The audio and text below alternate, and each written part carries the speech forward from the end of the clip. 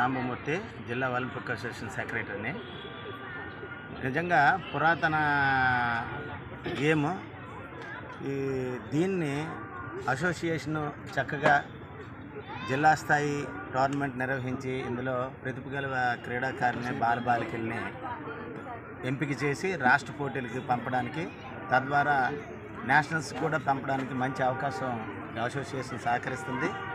ఈ అసోసియేషను ఎప్పుడు కూడా పిల్లల భవిష్యత్తు గురించి, ఏ సంఘం అయినా సరే పిల్లల భవిష్యత్తు గురించి ఆలోచించాలి. పాఠశాలలో చదువుతున్న పిల్లలు బాలికల నుండి ఈ యాక్టివిటీని మళ్ళీ పునరుద్ధరించడానికి జిల్లా సంఘం బాగా సహకరిస్తుంది. అయితే దీనివల్ల జాతీయ స్థాయి క్రీడాకారులుగా తయారైన పిల్లల తాలూకు సర్టిఫికేట్స్, ఎడ్యుకేషన్తో పాటు ఈ కార్యక్రమానికి కూడా పాల్గొన్న పిల్లలు సర్టిఫికేట్స్ పొందితే చక్కగా 3% రిజర్వేషన్ ఇప్పుడు ఇవ్వడం జరుగుతుంది.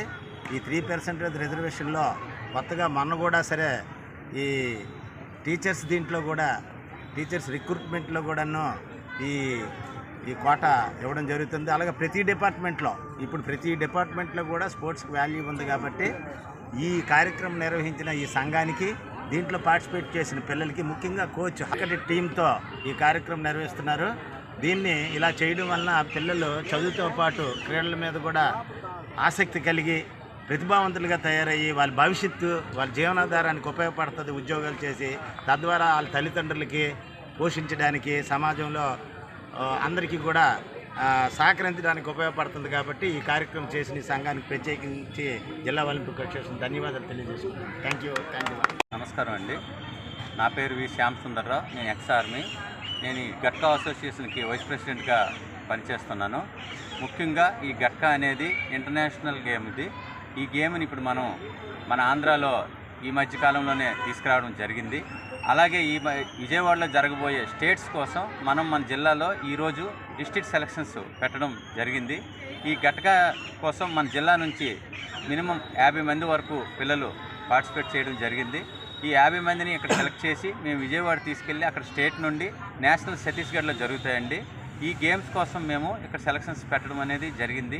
ఈ గేమ్ పురాతన గేము. దీన్ని అంతరించిపోతుందనే సమయంలో దీన్ని మేము పైకి తీసుకురావాలనే ఉద్దేశంతో ఇక్కడ మాకు సపోర్ట్ చేస్తున్నటువంటి మా ప్రెసిడెంట్ గారు కాగేశ్వరరావు గారైనా, మా కోచ్ హర్షవర్ధన్ అయితేనేమి, మా ఓవరాల్ ఇన్ఛార్జ్ బలగ శివప్రసాద్ గారు అయితేనేమి, అలాగే మాకు ఎంతోమంది పెద్దలు సహకారంతో, ఈ యొక్క పేరెంట్స్ సహకారంతో మేము దీన్ని ముందుకు తేగలుగుతున్నాము.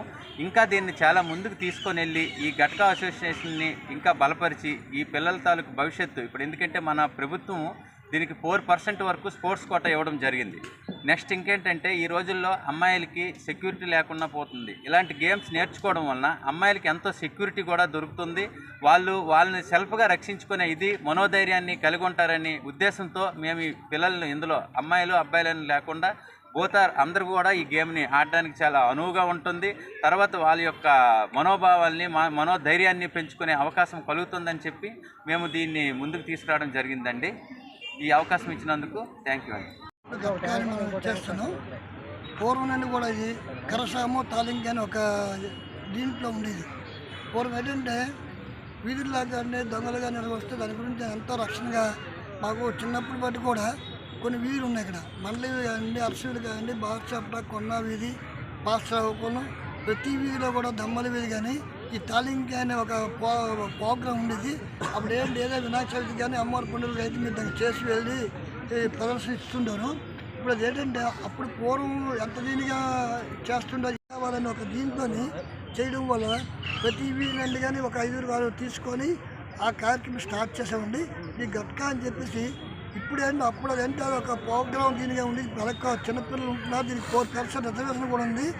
దాన్ని ఏంటంటే చిన్నపిల్లలకి కానీ ఆడపిల్లలకి ఆత్మరక్షణ, దానివల్ల కూడా దీనివల్ల చాలా ఇది ఉంటుంది. వాళ్ళకి గట్కా గురించి డెవలప్మెంట్ చేద్దామని మేము మా సంఘం అంతా కూడా సహాయకాలు అందిస్తూ మాకు ఈ సంఘానికి గురించి కోచ్లు కానీ పెద్దలు కానీ అందరూ కూడా ఉదయం ధన్యవాదాలు తెలుస్తూ పిల్లలకి ఇంకా బాగా నేర్చుకోవాలని మరీ తెలియజేస్తాం.